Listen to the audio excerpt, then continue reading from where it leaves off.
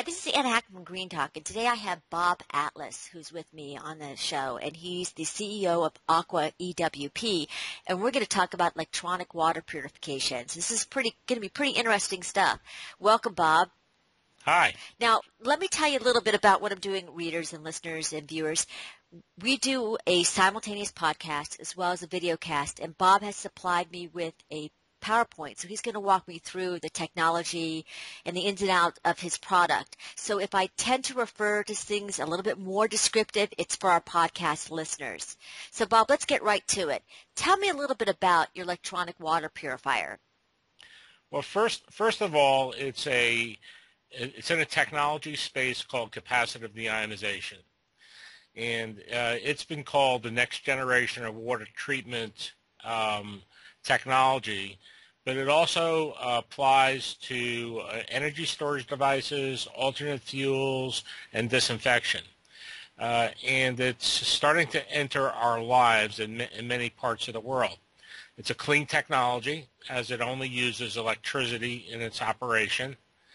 And in the areas of water purification, it removes the minerals that are in the water and other harmful pollutants, which makes it quite usable for our population to drink and reuse.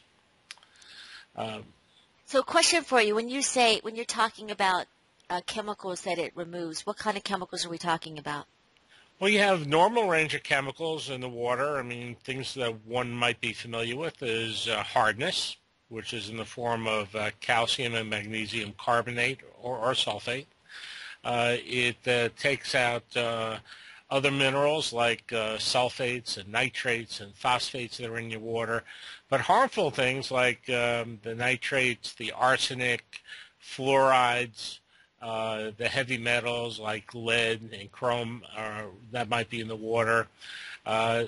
Those are, constituents that, would be harmful. So it removes any mineral that is really dissolved in the water. Does that include chlorine as well? It actually does take the chlorine out of the water. Now, where are you seeing this type of water purification? Where are you actually? I know when we talked before, prior to the video, you were talking about how it's in about 120 different countries. Is this solely to give potable water? It's potable water from what we call supply waters for drinking water, okay, which you refer to as potable. That's one classification. And that classification spans from consumer products that are appliances in the kitchen, which are sometimes called point of use, or those that treat water going into a home or apartment, and that's sometimes called point of entry. And then it could be larger industrial and commercial systems. It's got a strength in waters that are not drinkable, such as wastewater or brackish water for industrial and commercial uses.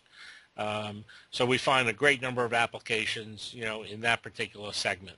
Bob, go back to that. What does that mean? Are you making that water drinkable, or you're making it for use for something else? Well, no one likes to drink treated wastewater, okay? The thought sometimes can be repulsive.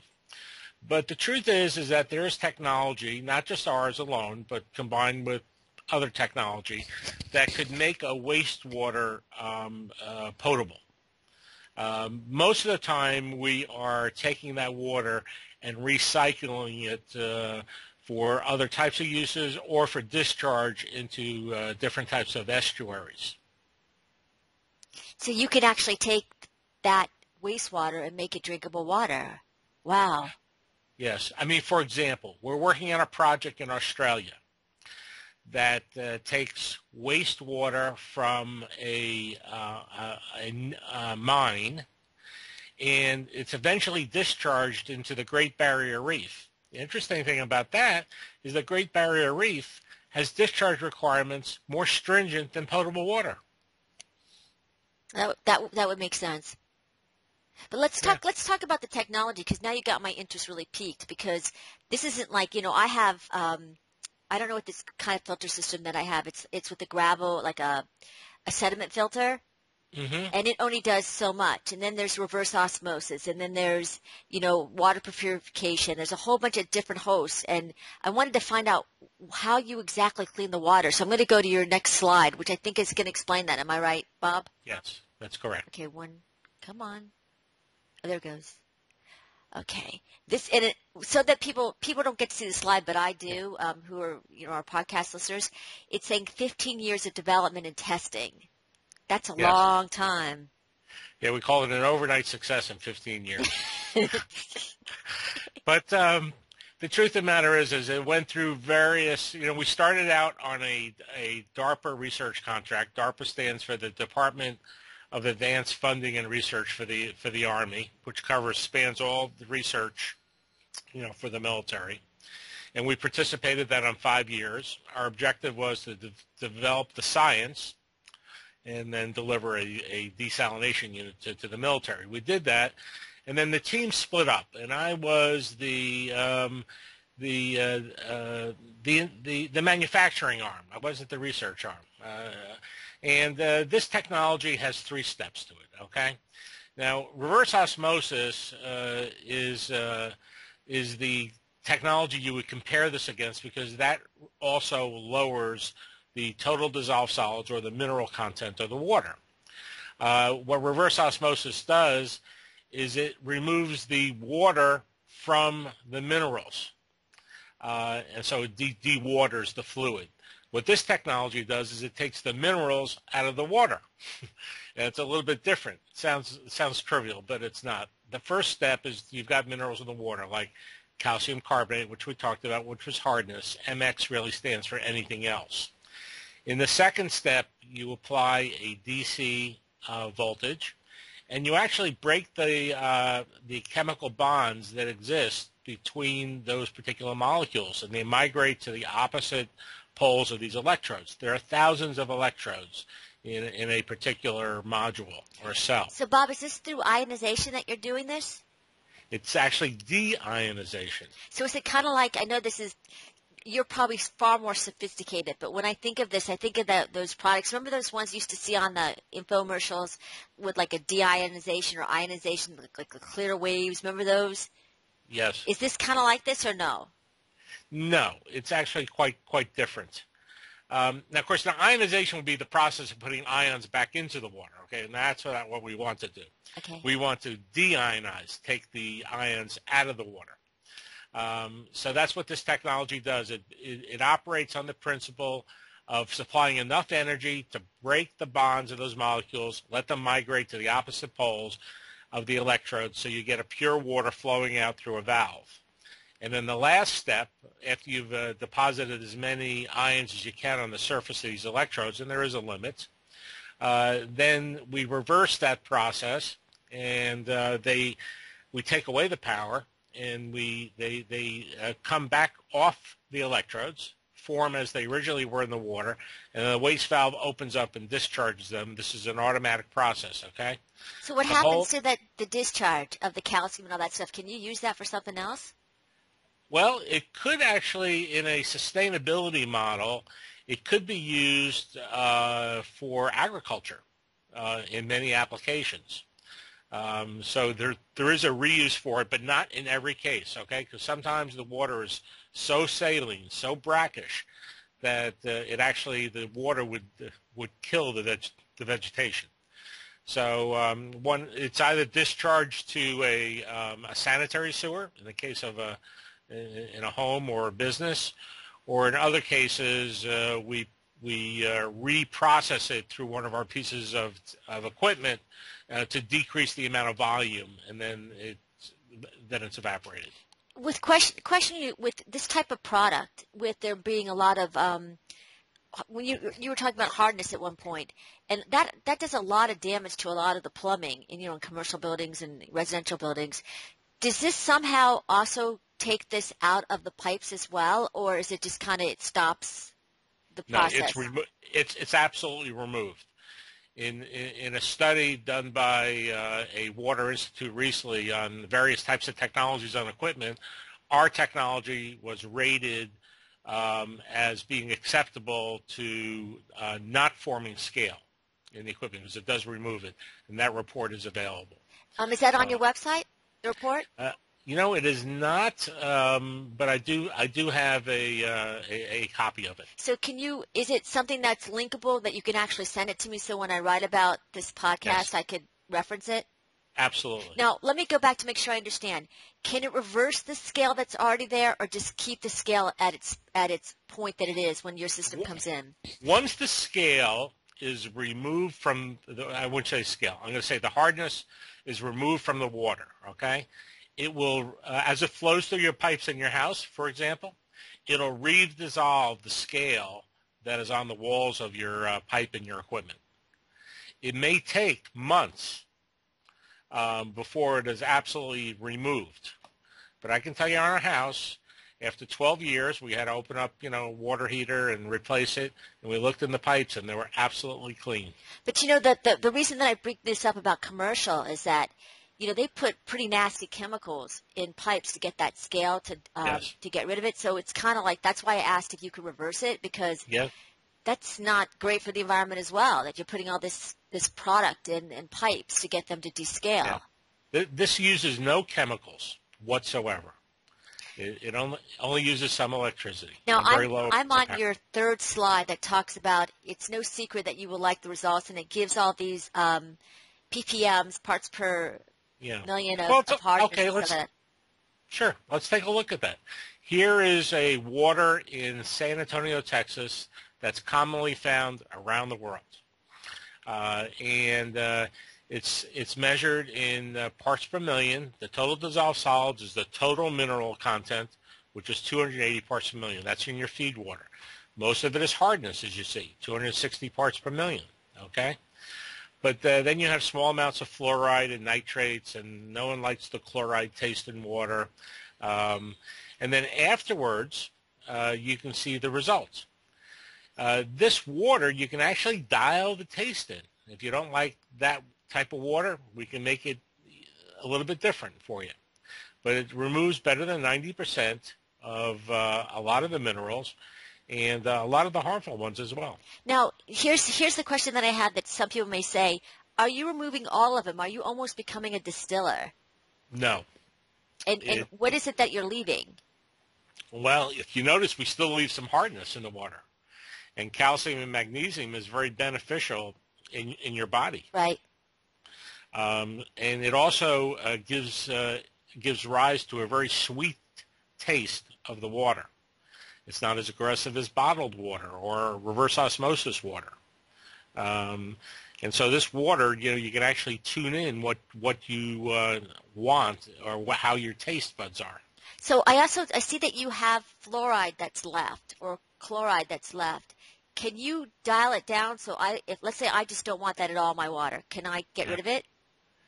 The chlorides, they'll just be a little bit left. That's hardly noticeable. The fluorides, there's hardly anything left. Right. It's very little. But I'm just saying if I say I want none. Yeah, you could. You could do that. Okay, so let's go on to the next slide. And that would be the secret is embedded in the cell. Ooh, what a catchy phrase. You're right. Tell me about this. And what I have to tell you, people who can't see this picture, it looks like straight out of Star Wars, these little boxes. Like with the I can't. It's pretty funky looking stuff. Yes, inside the cell are thousands of electrodes. Okay, there's material. This is material science at its core, and there's many examples of embedded technology. The formula to Coca-Cola syrup. Okay, the Intel chip. It's not unusual in our world to have embedded technology in the cell, but the magic is inside the cell. It's in the materials. Go back to what that means, because a lot of people may not know what that is, embedded in the cell. Well, inside this casing, there's a blue casing, there's a white casing. It could come in any color. But you notice that there's 8 sets of screws coming out. Yes. Those are like a battery terminal, okay? Those are terminals. That's where your power is connected to. And you'll notice on top there's 2 fittings that water flows in and out of in the cell. So inside that cell, there are, 5 to 10 different types of materials that are put in layers and done in such a precise manner that when electricity is hooked up, DC power is hooked up to those terminals, that it starts to remove the minerals, across those electrodes. How long is the life of those electrodes? We don't even know they wear out. We have integrated into our systems an automated cleaning cycle so that the consumer doesn't even have to be bothered with service personnel coming into their house or their facility to maintain the equipment. So what about, I'm looking at these three boxes. If you're putting this in a commercial versus residential, is it just the number of boxes that get put in, or do you have special sizes for different applications? No, this is one size. It's that they're built in modules, and depending on how much flow you need, depends on how many of these little cells or modules you're going to use, and we put them into discrete, pieces of equipment. So it's sort of like a Legos concept. Oh, I gotcha. And of course, this is point of entry where the water comes in. Well, point of entry is just a term used, for what comes into your house. But the water actually does go in one of those fittings at the top and out one of the fittings at the top too. Goes in one and out the other. So is there any type of failure mechanism? Like, is there like a light that goes off or something if there's an issue? How does somebody know that everything's working fine? Just by taste? No, actually, on every piece of equipment, we have a measurement device for total dissolved solids. And so you can actually see the reading of what the quality of your water is. Okay. And so back to when we talked about wastewaters, how can this type of technology be used in treatment centers versus what they're doing now? And I would assume it's much more efficient what you're doing, right? Well, it depends on the scale. Wastewater treatment plants normally are measured in millions of gallons a day. Right. Okay. Of water throughput, and the waste treatment plants that we have for municipal, are a little bit different because of the waters that they're treating. But the water that comes out of a waste treatment plant, if you wanted to recycle it back into for some application like your golf course, and you had to treat it, you could have a system like that to do it. So this really isn't for the big volume. No, you can build it in big. We are designing very large systems with this. Because right now, in order to upgrade a lot of sewer systems in the United States, it's extremely expensive. So a lot of towns are going to septic, which is I'm not a fan of septic. And right. Because, of groundwater possible contamination. And, right. I'm looking at your technology thinking it's probably smaller, what they need. It's like it can be made smaller and therefore probably be a lot less costly than renovating existing treatment centers. Am I right about that? I don't think that's the application for this. I mean,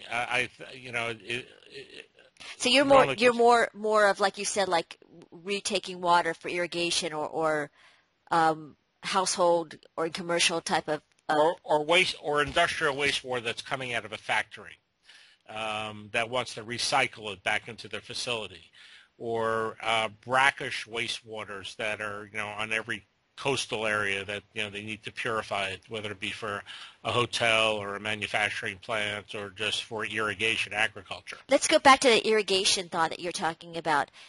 There's some places won't allow you to use any water whatsoever that's considered water that's not black water but gray water.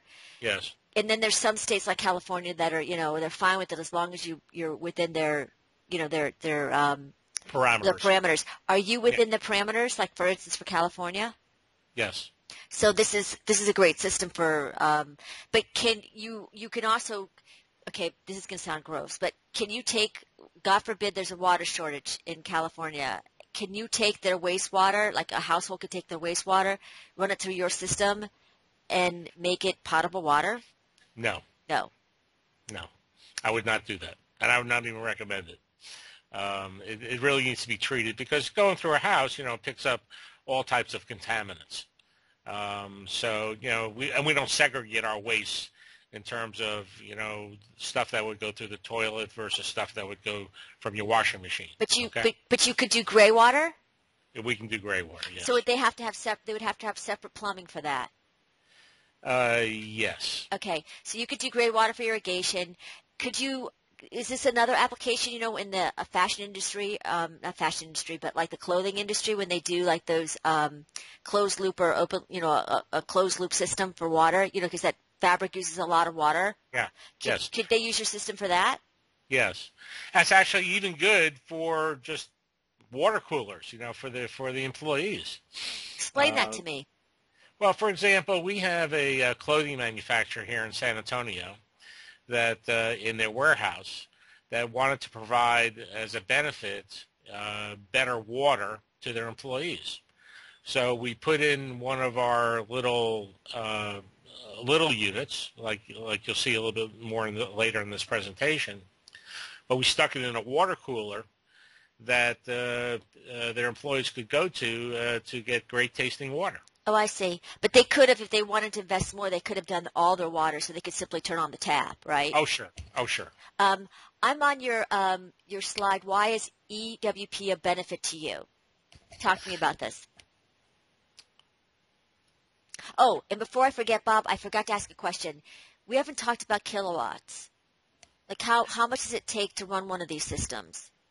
On typical supply waters like well water or rivers or lakes, we use 1 watt of power per gallon of water produced. So what does that mean? In the course of a day, if you were using 500 gallons, you would use 500 watts of power, okay, which is a half a kilowatt hour. Right. Okay, and that half a kilowatt hour would cost at 20 cents a kilowatt hour about 10 cents, per day. Wow. And that's what you would pay for your whole house.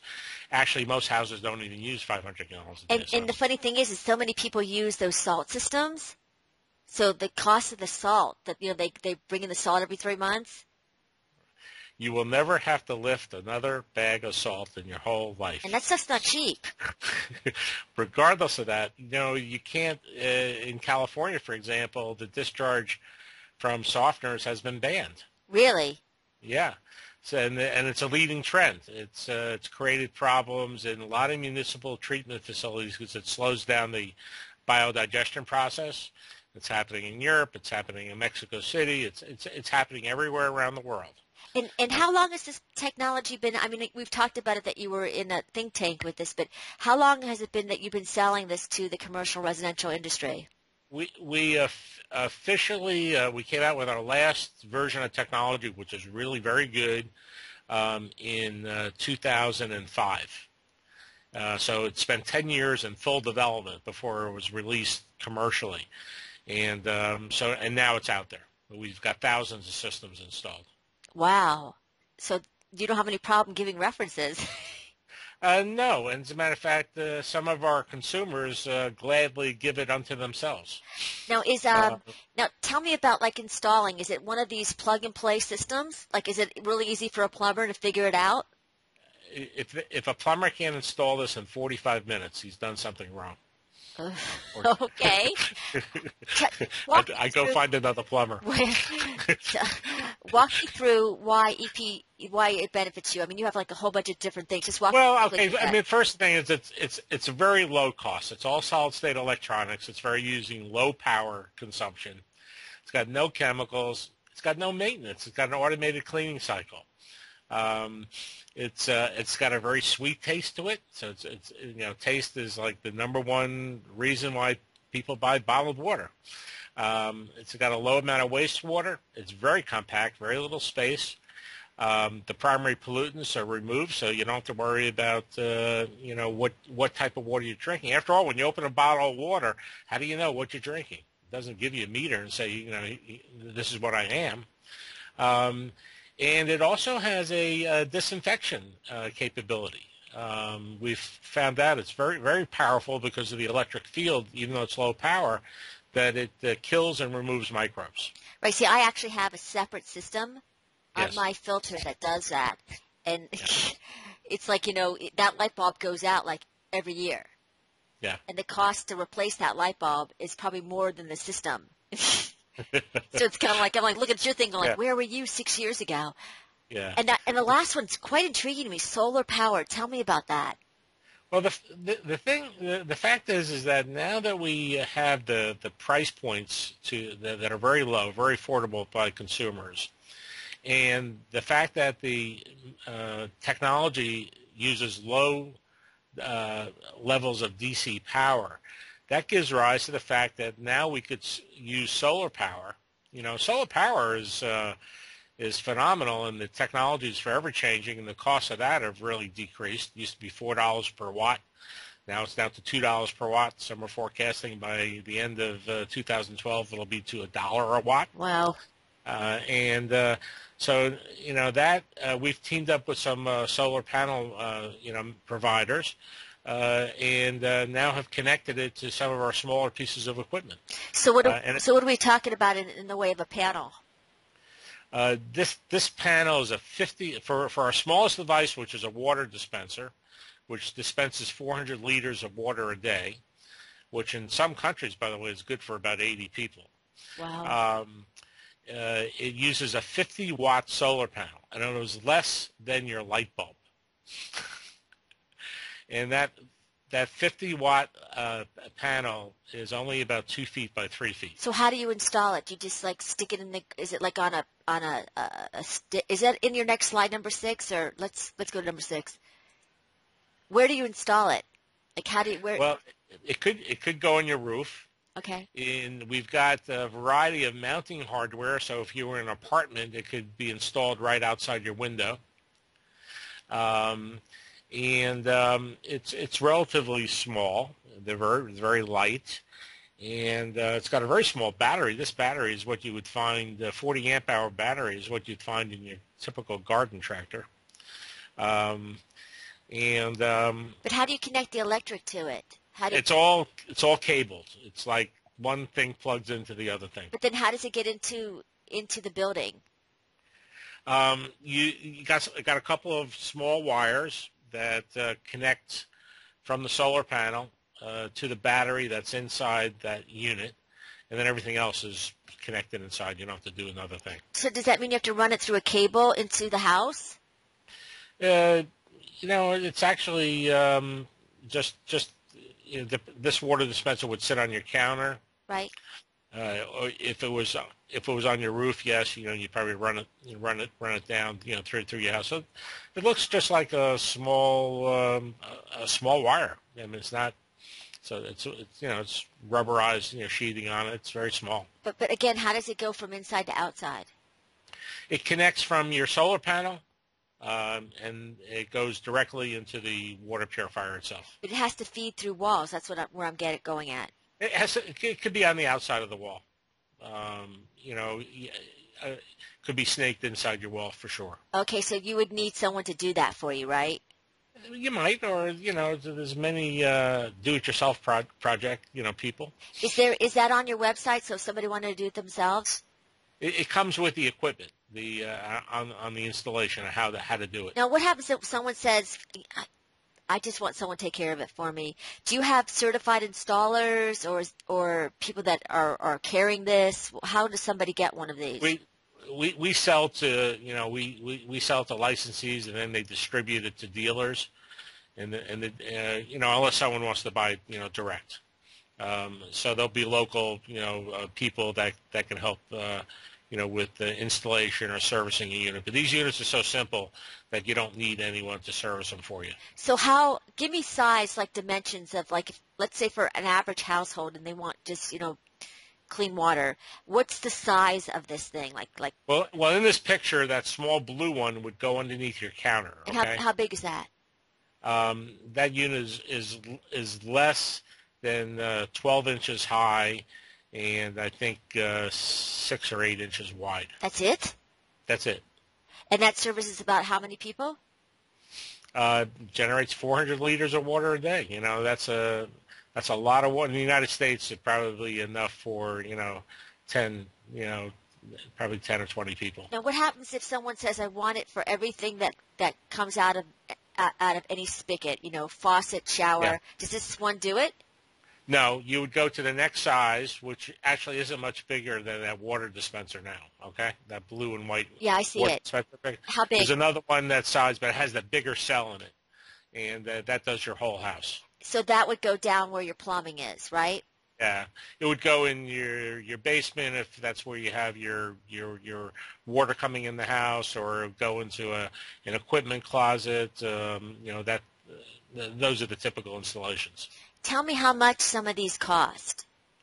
Well, the water dispenser has a price point of with the solar power unit of $500. And without the solar panel? It's about half that amount. Okay, and what about the one that's more of a whole house? The whole house unit, I don't have that priced yet, so I'm sorry to say. Now, if somebody from, are you seeing a lot of inquiries from commercial buildings?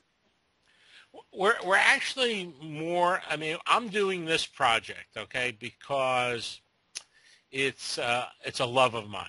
Okay, I developed this product years ago, and I really see a need for this around the world. So I've decided to push it across the finish line into a finished product.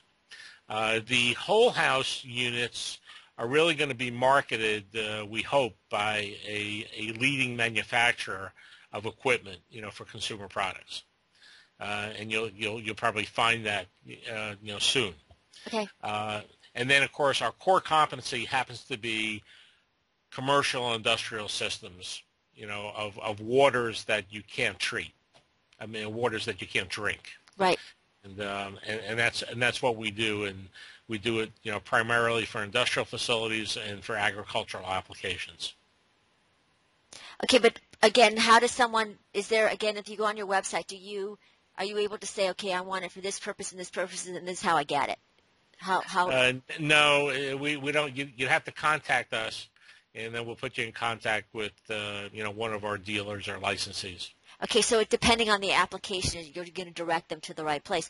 Yes. I'm really interested in this because for a lot of commercial applications as well, hospitals, hotels, schools, that everybody brings their bottled water because they say the water tastes so terrible. Well, that's one application, but I'm going to tell you the real reason why I developed this. It's one of my passions, is the fact that in our world there are 2.5 billion people underserved with water quality and water scarcity problems. And I felt that if a piece of equipment that could sterilize water and treat the water were available at the right price point, a low enough price point, that we'd actually could solve this problem. And so that's why I developed that and the solar. Right, because that would make a lot of sense, because in a lot of places they may not be able to get electricity. So here you kind of solved the problem, and that is a big, huge problem of the lack of drinkable water. Yeah. Well, I'll give you an example. In India, 2/3 of the population is in a rural village setting. So how would someone in a village in Africa or in India or in China even have access to a high-quality water? And so we've decided to enter those markets and cater to what we call non-government agencies that will be like a distribution point. And have you installed a lot of them in those areas? We're just starting now. This is a brand new product. So I guess we'll circle back around again. Like, you'll give me some feedback in like maybe 6 months as to how that's all going, because you're saying this is pretty much very new, right? The product is not new, but where we're distributing it is new. So, and to go back to what you said in the beginning, you were talking about that you have it in 1,000 different places. That application is more for just better tasting water? Well, it is. I mean, we have it in some homes in the United States, in Europe, in Australia. We have it in some industrial and commercial facilities. We have one in a school in Korea. We have 150 drinking water systems in Korea in rural villages. So you'll find this technology in many, many places. It's pretty exciting. I mean, I'm looking at, your systems, and it's so simple. It's not simple, but you know what I'm saying? It's not causing all these, like I have to have 3 different things to get what Right. I need out of my water system. The technology is complicated, but the way we've put it together for the end user is simple. Tell me a little bit about your background. Well, I'm a chemical engineer. I've got a bachelor's in chemistry, my master's in chemical engineering, and for the last 10 years or more, I've been involved with the purification and recycle of wastewater, and got involved with the capacitive deionization. It was just a classic case of walking into the future backwards. I had a problem at the time. I was trying to solve it. And then all of a sudden, my customers started to tell me, wait a minute, this is pretty good stuff here. And so I always waited for my customers to speak up on my behalf.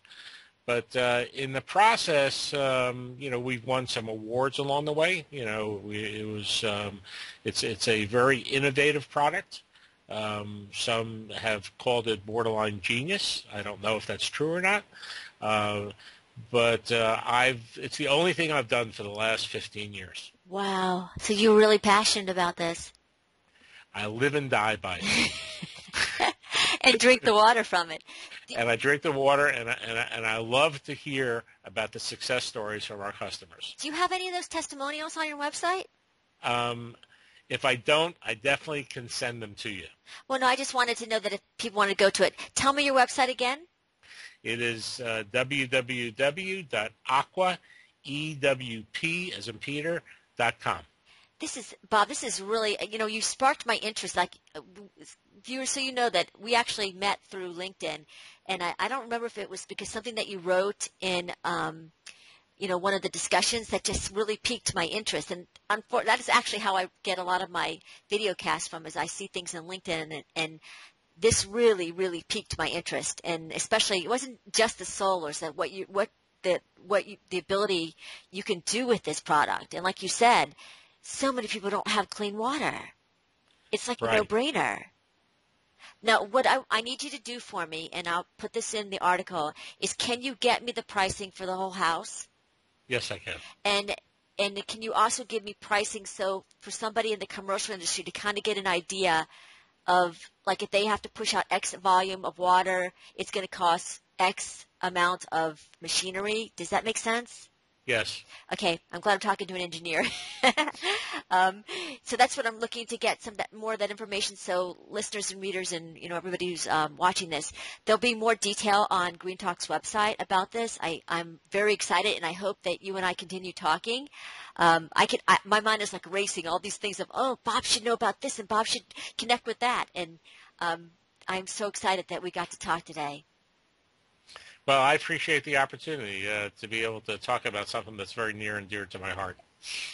So, Bob, it was a pleasure having you on the show, and I'm sure we'll circle around and talk to each other many times in the upcoming year. And I wish you good luck with this. And again, If anybody's very interested in this product, you need to go to the website and contact Bob directly, and then he'll direct you to the right source. Oh, and they should not be afraid to ask questions. I answer all of them, and by the way, I'm very accessible on the telephone. I couldn't believe how accessible Skype. I mean, he was like Skyping me back and forth on what to do and sent me stuff right away. So he's not lying to you. He's actually telling you the truth. He's very accessible. Bob, it was a pleasure. Thank you.